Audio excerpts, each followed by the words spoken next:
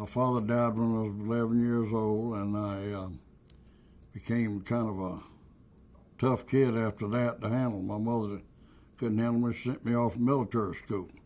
I was there until the war broke out, December 1941. I was kind of devastated when we got the news that all those people suffered there at Pearl Harbor. That very day, a cold chill ran down my spine. I just became obsessed that I had to do something, although I was not supposed to have been seen in any younger than 17. I finally took matters in my own hands and forged my mother's consent papers after my completed 8th grade. I had turned 14 by that time. They gave me orders along with 9 others to stay at the base to relieve older cadres and just send them out, and that wasn't my cup of tea. So when all these troops that had completed this training boarded the train to go to California, I packed my sea bag and got on the back end of that train and went to California. There are many people who fought in the service under 17 years old that entered the service young like I did. They had that good old American spirit. They wanted to stand up for America. Despite the military's best efforts to keep its youngest soldiers from harm, Private First Class Jacqueline Lucas was so determined to fight that he broke ranks twice to get into the heat of combat. Stowing away on a transport bound for the raging war in the Pacific, the 17-year-old's valiant action in the battle for the island of Iwo Jima would make him the youngest recipient of the Medal of Honor since the Civil War. I didn't even know where the ships were headed. I'd never heard of Iwo Jima in my lifetime. I knew I was on the way to war, and that's where I wanted. That was my obsession.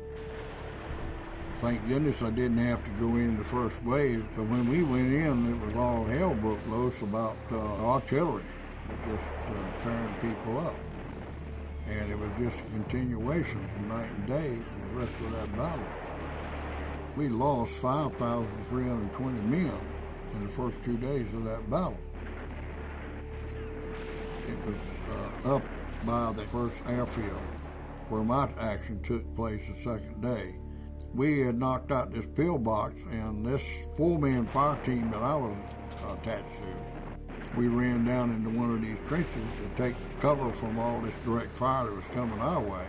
And when we did, the group leader that I was with, he jumps over in the other trench and immediately jumps back because he had jumped on the back of some Jap, and he stood up.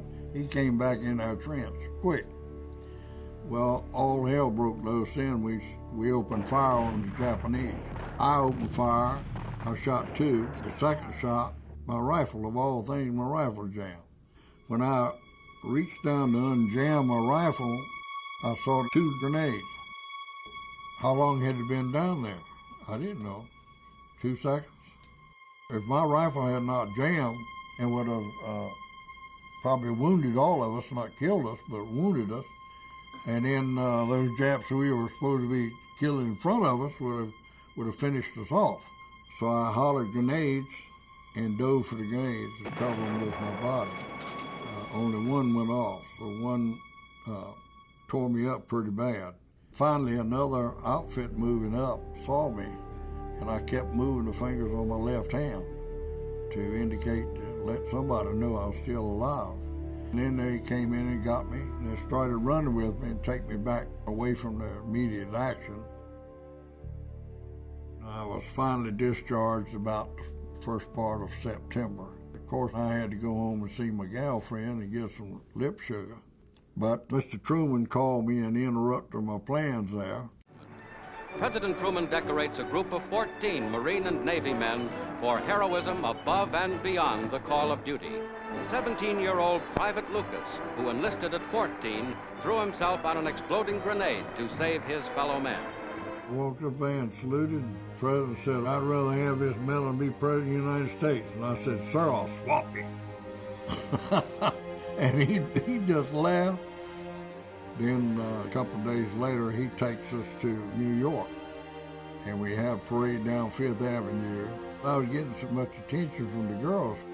and these women would run out and try to kiss me. New York women just treated me so nice, and I had a ball for the next couple of days here. I really enjoyed that. I wasn't even cognizant about medals when I was in the military. I never thought about them. That wasn't my thing to go to war for some medal. It was to fight for my country. I don't feel like I'm some big hero or anything like that. The real heroes are the ones who had to give their all, their life. And they are the truest heroes in my book.